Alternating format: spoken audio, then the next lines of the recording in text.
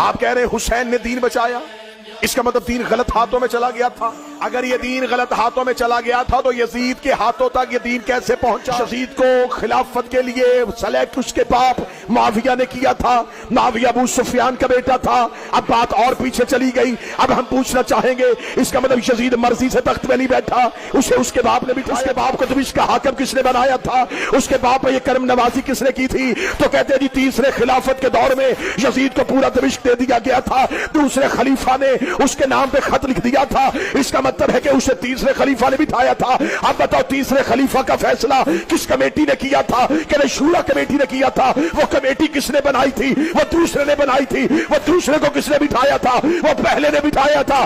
اس کا مطلب ہے صرف یزید ہی مجرم نہیں تھا، جس نے تم کون ہو نقاب رخوں سے ہٹاؤں گا، میں کون ہوں یہ لوگ کے سنا پر بتاؤں گا۔